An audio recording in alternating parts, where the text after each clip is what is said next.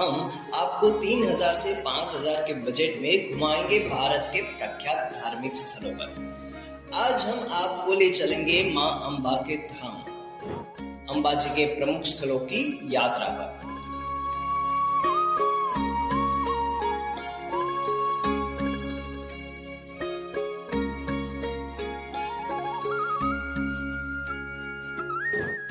इस वीडियो में हम आपको बताएंगे कि अहमदाबाद से अंबाजी कैसे पहुंचे, कहां पर रुके, कब कहां दर्शन करें, कौन से स्थलों की यात्रा करें और बजट क्या होगा, उसकी पूरी जानकारी देंगे। तो जुड़े रहिए हमारे साथ इस पूरी यात्रा में।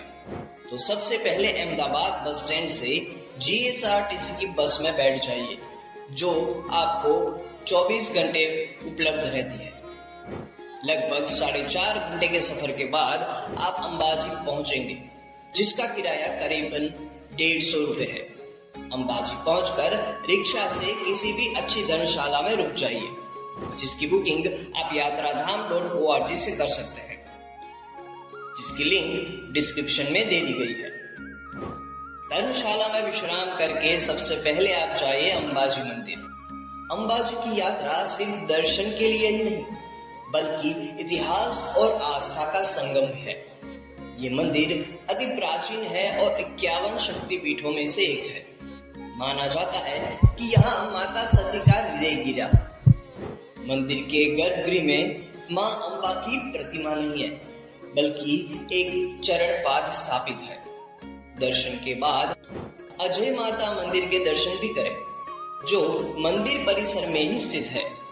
ये मंदिर अपनी अद्वितीय वास्तुकला और इतिहास के लिए प्रसिद्ध है। यहाँ की शांति और पवित्रता मन को सुकून देती है। यहाँ थोड़ा समय बिताने के बाद अब जाइए कोटेश्वर महादेव, जो यहाँ से लगभग 7 किलोमीटर की दूरी पर है, जहाँ आप रिक्शा की मदद से पहुँच सकते हैं। यहाँ भगवान शिव का प्राचीन मंदिर स्थित है। मंदिर के शांत वातावरण में मन को बहुत शांति मिलती है। इसी के साथ यहाँ सरस्वती माँ की गुफा भी है और यहाँ एक रहस्यमय गौमुख है, जहाँ पूरे साल पहाड़ों से निकलता हुआ प्राकृतिक झरना हमें अपनी ओर खींच लाता है। इस झरने के नीचे स्नान करना बहुत शुभ माना जाता है। अब आप यहाँ से जाइए 1 किलोमीटर दूर स्थित कामाक्षी देवी मंदिर के दर्शन करने।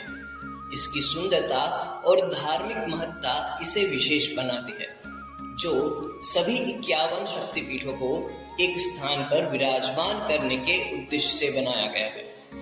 यहाँ दर्शन करने से सभी 51 शक्तिपीठों के दर्शन का फल मिलता है। अब यहाँ से आप रिक्शा के माध्यम से जाइए कैलाश टेकरी। ये एक छोटी पहाड़ी है, जहाँ से आप अंबाजी और उसके आसपास के क्षेत्र का खूबसूरत दृश्य देख सकते हैं। यहाँ की ताजगी और ठंडी हवा आपको तरोताजा कर देगी। यहाँ से आप सीढ़ियां उतर कर जाइए नीचे की ओर, जहाँ पर स्थित है मांगल्य वन। ये एक खूबसूरत बागीचा है, जहाँ तरह तरह के पेड़ पौधे और फूल लगे हुए हैं। यहाँ आकर आपको प्रकृति की गोद में बैठने का सुखद अनुभव होगा।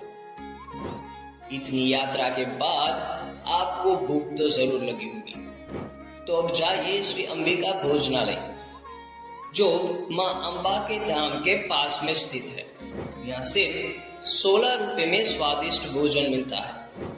यहाँ के व्यंजनों का स्वाद लेना न भूलें, क्योंकि ये भी हमारी यात्रा का एक महत्वपूर्ण हिस्सा है। तो अब यहाँ भोजन करने के बाद बारी है थोड़े एडवेंचर की। गब्बर मंदिर पर आप पैदल सीढ़ियां चढ़कर या रोपवे से जा सकते हैं। रोपवे का सफर भी अपने आप में एक अनूठा अनुभव है। ऊपर से पूरे अंबाजी का नजारा देखने लायक है। इस मंदिर में मां अंबा की प्रतिमा के साथ एक अखंड ज्योत भी है। शाम होते ही गब्बर पर होने वाला लाइट शो का भी मजा लीजिए। ये शो यहाँ की रात को और भी चमकदार और रंगीन बना देती है। इस लाइट शो के अद्भुत नजारे के साथ अब समय भोजन करने का है। तो अब आप फिर से श्री अंबिका भोजनालय में भोजन करने जा सकते हैं। तो अब भोजन करने के बाद वापस लौट जाए अपनी धर्मशाला की ओर विश्राम करने। तो अब समय आ गया है इस खूबसूरत शहर अंबाजी को अलविदा कहने का। अगले दिन सुबह धर्मशाला से चेकआउट करके और अंबाजी बस स्टैंड की ओर रवाना हो जाए, जहां से आपको अहमदाबाद के लिए बस मिल जाएगी, जो कि आपको लगभग 4.5 घंटे के सफर के बाद पहुंचा देगी अहमदाबाद बस स्टैंड, जिसका किराया करीबन 150 रुपए है। ये थी हमारी अंबाजी और उसके आसपास के पवित्र स्थलों की यात्रा। हमें उम्मीद है कि आपको हमारा ये ब्लॉग पसंद आया होगा। तो बने रहिए हमारे साथ ऐसी ही और भी बजट ट्रिप सीरीज देखने के लिए। और अगर आपने अभी तक यात्रा धाम के सोशल मीडिया प्लेटफॉर्म्स को फॉलो नहीं किया है तो कर लीजिए। धन्यवाद।